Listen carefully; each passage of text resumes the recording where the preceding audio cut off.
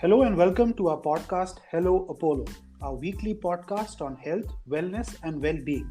I'm your host, Dr. Karan Thakur. Each week, we take a health issue and discuss it in detail with our expert from the field to bring to you credible information to keep you healthy and safe. This week, I will be discussing an issue of great importance. With the cold wave in Delhi and the adjoining regions of North India, children are also making their way back to schools, and that presents a grave challenge for parents, for children, and for others about how best and how safe we bring these children back to school and to some normal activity. And to discuss this, I'm delighted to be joined by Dr. Smita Malhotra, Senior Consultant Pediatrics at Indraprastha Apollo Hospitals. Dr. Smita, welcome to the podcast. Hi, Dr. Karan. Thank you. So, Dr. Smita, you have extensive experience in pediatrics, in dealing with children of all age groups. First and foremost, why is the cold weather so harmful or impactful to children? Yeah, see, according to the body surface, children are small, but then their proportion of the head size, most of the heat that we lose is from the head. And children are more prone because of the size of their bodies and the proportion of the head size in the upper part. Moreover, the thermogenesis, the immunity. Then in our country we have lots of pollution also in this time.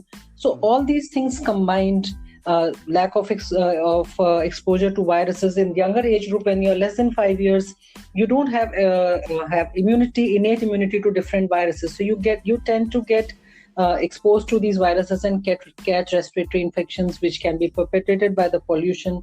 And all these factors combined, make the pediatric age group most vulnerable.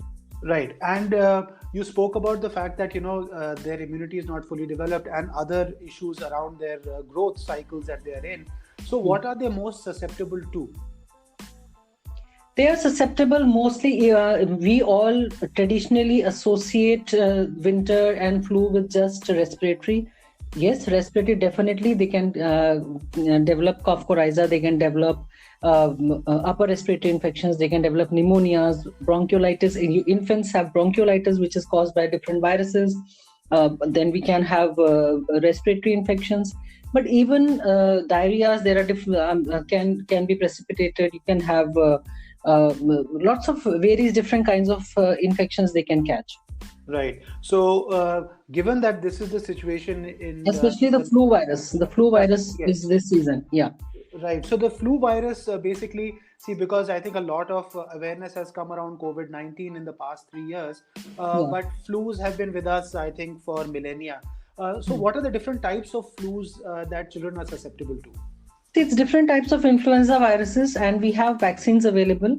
So they are optional vaccines which have to be taken every year. So they are not the mandatory vaccines by the government schedule, but then they should be taken, and most of us are not aware of these.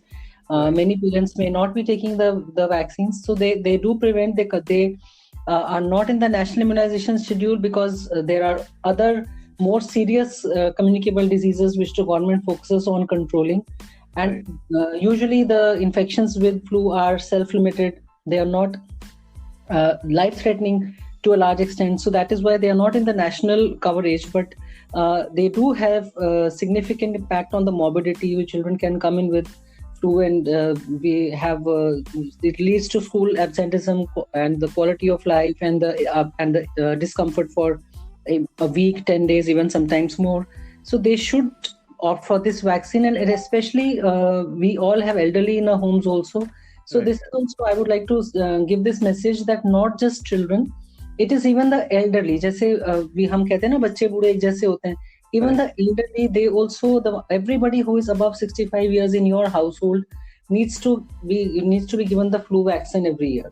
Right. And if a child has had COVID in the past, are they more susceptible to the flu, or what are some of the dangers or things that they should be careful about? No, in general, we have not seen any such strong association. But yes, only the one significant respiratory compromise who have interstitial lung disease or other underlying conditions, they are the ones who are more susceptible. Some chronic conditions can cause more severe children who are on immune suppression. These are the children who are more susceptible to infections in general. And what about children who have, say, asthma or any other respiratory illness? Yes, they will also predispose, because hyperreactive airway disease, underlying hyperreactive airway disease will predispose to because of the change in weather, because of the pollution, and because of the viruses. Right. So what I'm hearing is that children who are susceptible should be a little bit more careful, and there are various containment and preventive strategies. So you spoke about vaccination, which I'll touch upon a little later. But what are some of the other things that children can do, or parents can do for their children as they head out back to schools or other activities? Obviously, this is traditional wisdom that we should keep ourselves covered, adequate layering, adequate warm clothes, especially not leaving the head area open. So they should definitely wear caps. Their ears should be covered. They can neck should be covered. So these usually what we'll do is we'll wear a jacket or we'll wear a pullover or sweaters, but the head area might sometimes not be covered. So that is very important. They should be covered. There should be adequate temperature control in the room. Obviously, we cannot prevent children out. We can't cage them. So we have winters which last for at least 2-3 months.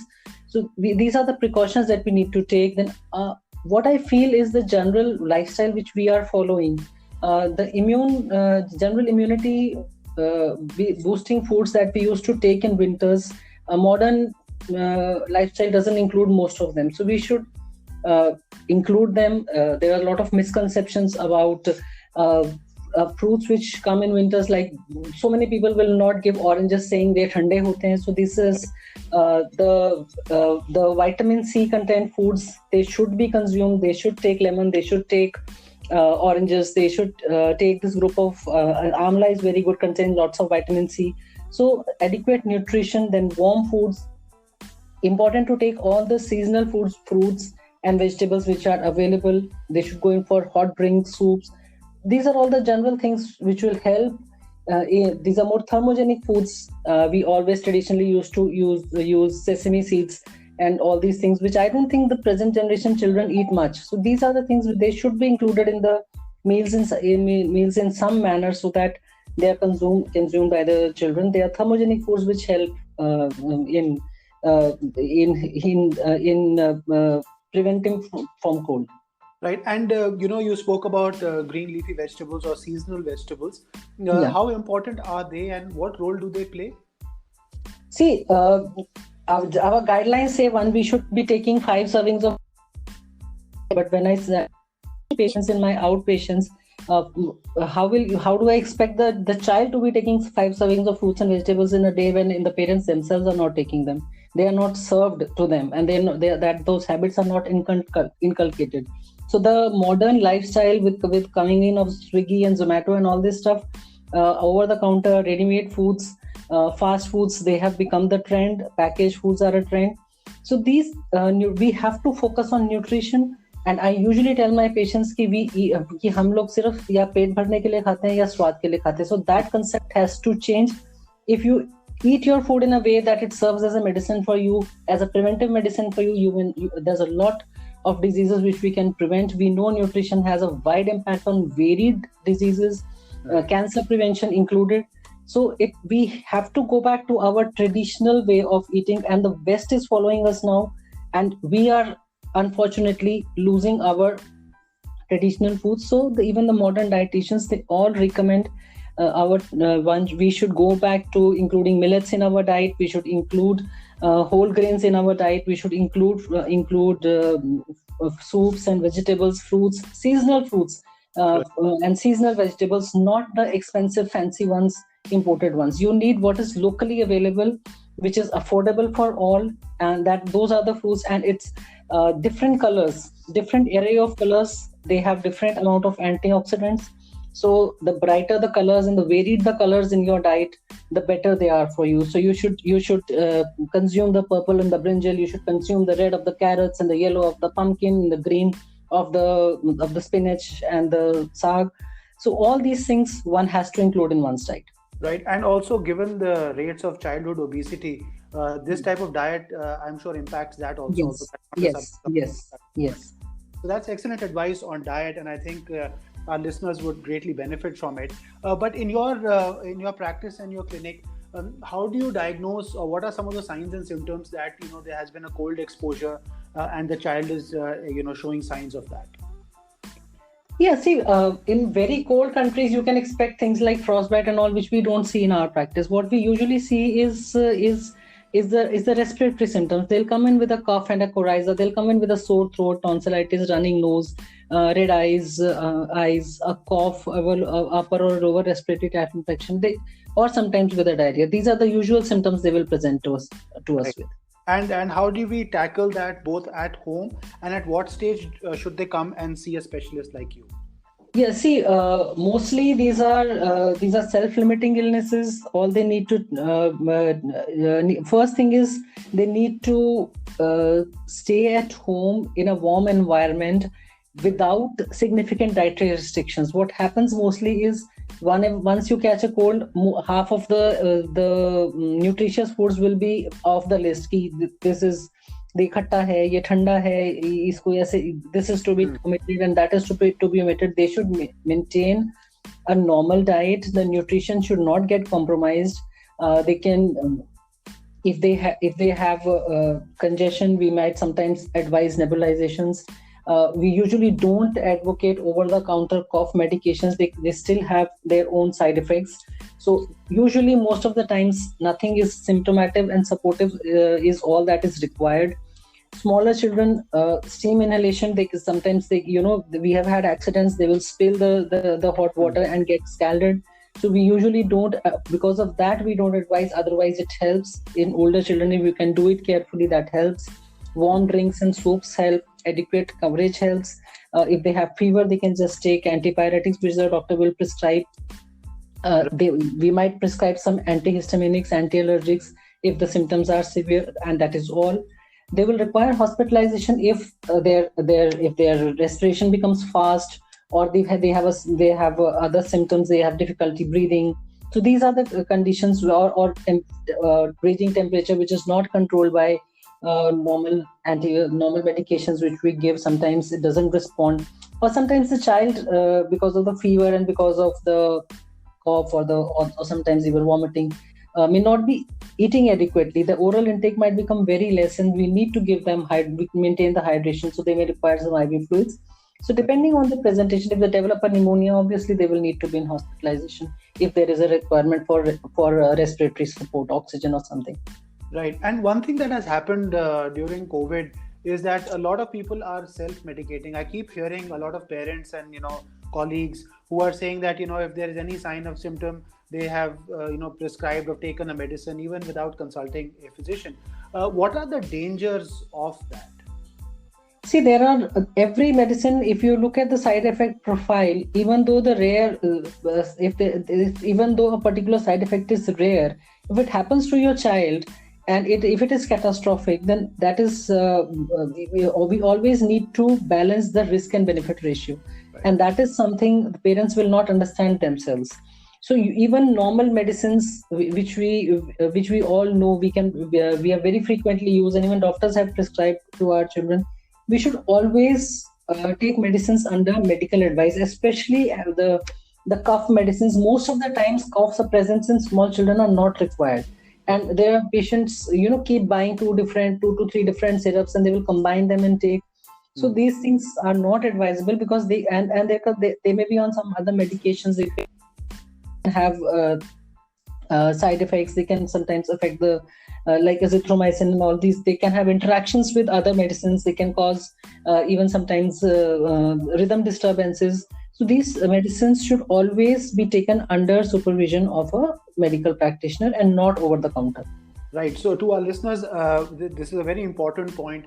The importance of dosage, combinations, and all of this has to be done under a supervised care of a physician. So please do not take any medications thinking that these are safe to take. I just want to move our conversation to a few other aspects, and one is about children playing outside. One is school, which is they have to go to, but after hours, now parents are saying don't go out, don't exercise. What is your advice generally? No, see, we can't do that. Children will need to play and they will need to go out. So we don't restrict outdoor sports or play.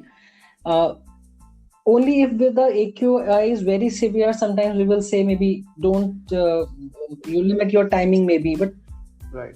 otherwise, play and sport is a normal part of growing up. And then there are countries in the world where the temperature is always sub-zero. So we don't we have to balance the way we manage.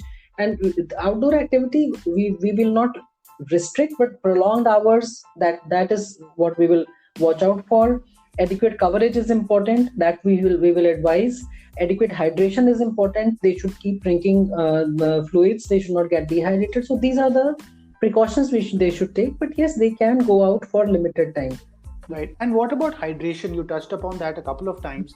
So how do parents actually figure out what is the right level of hydration?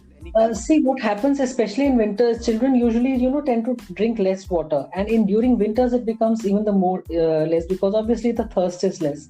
So we need to just ensure that they take adequate liquids, and they even if they are not thirsty, we should be able to. They should be timing and seeing that they have not taken any. So it's not necessarily just water. Hot liquids and soups also help. Seasonal juices also help. But yes, adequate fluid intake is very important, and that we have to ensure. So a combination how parents of all will the know things, is yeah. how parents will know is the urine output. If the child is passing very concentrated urine, and the urine is less, they are passing less urine. It becomes the more concentrated it is, the darker the color will be, the smaller the volume will be. So that will give them an idea that the fluid intake needs to be increased. So that's how we monitor. Right. And what about children bathing? Are there any risks? I mean, obviously it's happening in. No, they should. They adequate hygiene is very important, and bathing. There are many people who will not bathe every day, so that's not the right approach. Cleanliness has to be maintained, and they can go ahead with the regular baths. Right. And you spoke about this at the start, and I'd like to sort of also bring that back into the conversation, was about vaccination. So one is how you take care of, a cold or a flu. But as a preventive strategy, what are the vaccination schedules, or at least the available vaccines out there to handle such a thing? We have flu vaccines. The COVID vaccine, or age appropriate, everybody is taking. Flu vaccines are available. They are seasonal, and they are according to the different strains which are going around. We get a flu vaccine every year. So Right. Those vaccines your pediatrician will advise, and they are optional vaccines which you should take every year. It's one dose in older children, so that one dose every year they have to take. Right. And this covers a range of viruses, right? Yes, there are different strains of the virus. So the ones that are prevalent in around that time are the ones which are covered. Right. And, as I'm just drawing this conversation to a close, I just, for the benefit of our listeners, if you could just summarize a strategy, a child's going to school, what are some of the things that parents should keep in mind now that, they're getting back to regular school? I think the discipline has to be maintained.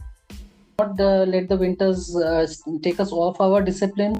Regular physical activity has to be maintained. Lots of children, their flow, their sports will be restricted, their outdoor games will be restricted. Anyways, the present generation is only going to school and then coming and studying tuition, and the rest of the time in front of the screen. Yeah. So the regular physical activity is important. The regular sport is important. Adequate nutrition as per the season is important. Adequate thermal covering is important. Right. The age appropriate vaccinations are important. Many times parents will tend to miss the vaccine कि अभी ठंड बहुत है थोड़े time बाद लगा लेंगे. So that is not to be done. Whatever is the recommended vaccine for that age, that vaccine has to be taken. And I think this is the winters have their own pleasures. So enjoy your winters. Be safe and enjoy your winters. Right. With that, I want to draw this conversation to a close. Dr. Smita, thank you so much for your advice and your conversation. Yeah, thank you, Dr. Karan. So if you have any more questions for Dr. Smita, or would like to reach out to her for a consult or advice, please feel free to call the Apollo Hospitals Delhi helpline or DM us on our multiple digital platforms. Do encourage your family members and friends to listen to our podcast. We are available on all leading platforms. Remember, good health is for everyone. So do join us next week as well, when we will have another specialist from Indraprastha Apollo Hospitals discussing another health issue of importance. Till then, stay happy and healthy. Thank you.